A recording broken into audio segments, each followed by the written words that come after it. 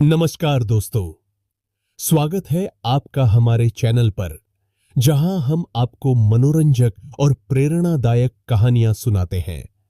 आज की कहानी है एक बोरी गेहूं। तो चलिए शुरू करते हैं। प्रतापनगर एक बहुत ही संपन्न राज्य था। वहां के राजा बहुत ही प्रतापी थे और प्रजा का पूरा ख्याल रखते थे। राजा ने पूरे जीवन प्रजा की मन से सेवा की थी, लेकिन अब वह बूढ़े हो चले थे, तो मन में बड़ी थी दुविधा थी कि उनके बाद राज्य को कौन चलाएगा। राजा साहब के 3 बेटे थे। अब तीनों ने एक ही गुरु और एक ही विद्यालय से शिक्षा ली थी, लेकिन राजा ये निर्णय नहीं कर पा रहे थे कि कौन राज्य के लिए सबसे अच्छा उत्तराधिकारी है। अब राजा ने तीनों बेटों की परीक्षा लेने की सोची। एक दिन राजा ने सुबह सुबह सभी पुत्रों को बुलाया और उन सबको एक एक बोरी गेहूं देते हुए कहा कि मैं और तुम्हारी माता तीर्थ यात्रा पर जा रहे हैं। हमें वापस आने में 1 वर्ष से भी ज्यादा लग सकता है। तुम तीनों की ये जिम्मेदारी है कि अपने हिस्से के गेहूं को संभाल के रखना, और जब मैं वापस लौटूं तो तुमको ये गेहूं की बोरी वापस लौटानी है। ऐसा कहकर राजा और रानी तीर्थ यात्रा पर चल दी। सबसे बड़े बेटे ने सोचा, ये गेहूं की बोरी पिताजी को वापस लौटानी है तो इसे मैं तिजोरी में बंद कर देता हूं। जब पिताजी आएंगे तो वापस दे दूंगा। यही सोचकर उसने गेहूं की बोरी तिजोरी में रखवा दी, ताकि एक दाना भी इधर उधर ना हो। दूसरे बेटे ने सोचा कि तिजोरी में तो गेहूं सड़ जाएंगे, मैं इन गेहूं को खेत में डलवा देता हूं, जिससे गेहूं की अच्छी फसल होगी और पिताजी को एक बोरी की बजाय कई बोरी गेहूं दे सकूंगा। अब उसने ना गेहूं के लिए अच्छा खेत देखा और ना ही अच्छी उपजाऊ जमीन देखी और ना ही खेत की घास फूस को साफ कराया। बस ऐसे ही एक बंजर जमीन पर गेहूं डलवा दिए और कभी उनकी देखभाल करने नहीं आया। उसे लगा कि अब अपने आप फसल आ जाएगी। तीसरा बेटा ज्यादा समझदार था। उसने अपने मित्र के साथ मिलकर एक अच्छा खेत देखा जो बहुत उपजाऊ था। फिर उसकी मिट्टी बदलवाई, वहां घास फूस की सफाई कराई और फिर विधि अनुसार गेहूं के दाने खेत में बो दिए।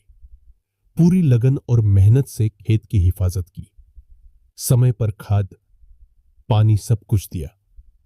साल भर बाद पहली फसल आई। उसने फिर से उसे बोया, फिर और अन्न उपजा। खेत खलिहान लहलहाने लगा। राजा यही कोई 3 वर्ष बाद वापस आया। तीनों पुत्रों को देखकर बड़ी प्रसन्नता हुई।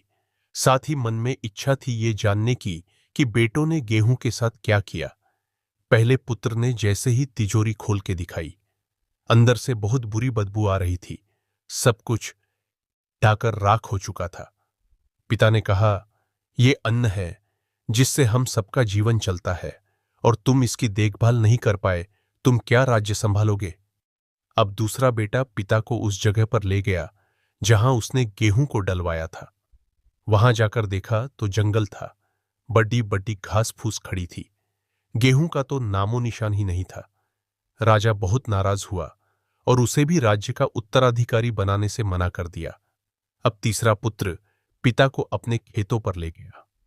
वाह, दूर से ही एक अलग खुशबू आ रही थी।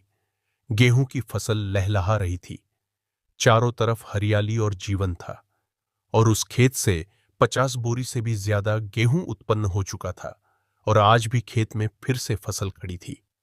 राजा का मन देखकर बहुत प्रसन्न हुआ, और राजा ने तीसरे बेटे को अपने राज्य का उत्तराधिकारी बनाने का निर्णय लिया। दोस्तों, उस राजा की तरह भगवान ने भी हमें कुछ गेहूं संभाल के रखने को दिए हैं। वो गेहूं है हमारा जीवन, जिसे हम बेकार के कामों में नष्ट कर देते हैं। ईश्वर ने जीवन दिया कि दुनिया का विकास करना, अपने ज्ञान को बढ़ाना और उसे बांटना, लेकिन हम अज्ञानी लोग इस जीवन को इस डिढ़ा देते हैं, और अंत समय जब ईश्वर पूछता है कि जीवन में क्या किया, तो जवाब होता है शून्य, कुछ नहीं। अपने मन की जमीन को साफ करिए, उसमें जो घास फूस है वो हटाइए। मन में जो ईर्ष्या, गुस्सा और व्यसनों को हटाइए और अच्छाई के बीच बोइए।